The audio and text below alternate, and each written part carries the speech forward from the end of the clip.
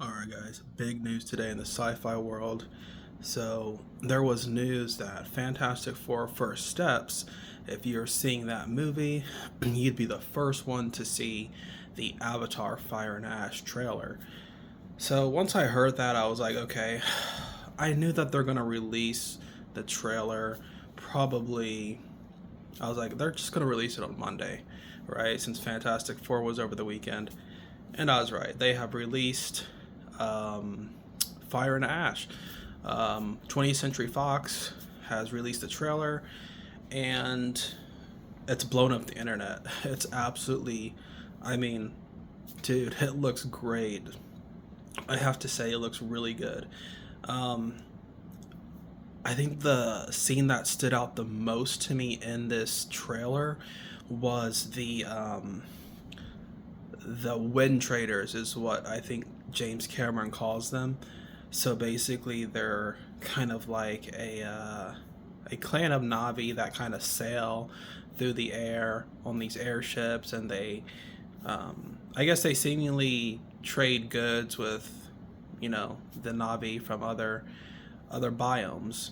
But when I say it stood out, the design of the creature stood out because they're these they're these ships that glide in the air, but I believe they're like these animals. And so it was such a unique design. I really liked that. And I'm not even talking about like the action set pieces and some of the action scenes. I'm in awe of just like these creatures that are sailing in the air on the wind. I just saw that was beautiful. It looks incredible. Um, and then we do see the Ash clan, which are the Navi who, I guess they evolved, or they live by volcanic eruptions, basically.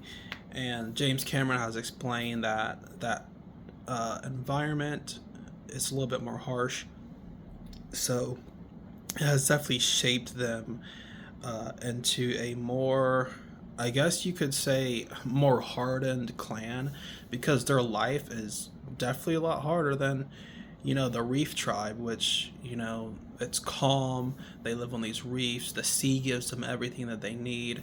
The forest tribe, where it's, very habitable. But these ash people, whoa, I mean, living by a volcano, you gotta think like, okay, how fertile is the land? I know in our world, like in Hawaii, where they have these volcanic eruptions, and then there's nutrients, and it makes the soil so awesome, and then everybody flocks to like plant their crops because like the soil is so rich. Yeah, I don't think that's the case on Pandora. I think this environment has definitely shaped them into being kind of these, I don't want to say cruel people, because we really don't know. I know we are going to see a different type of Navi. I don't think they're just pure evil, but they're definitely going to have a different philosophy than the other Navi. And I think at the end, the Ash Clan leader, I think her name is Varang, she says something like, "Your goddess has no power here," or something like that. Basically, these Ash Navi are going to be. They're going to be on a different. Let's just say they're going to have a different philosophical view and outlook on life and society because of the environment that they have grown up in. So I gotta say, it looks great. Um, Looking forward to it. Honestly, this is the most anticipated film of the year for me.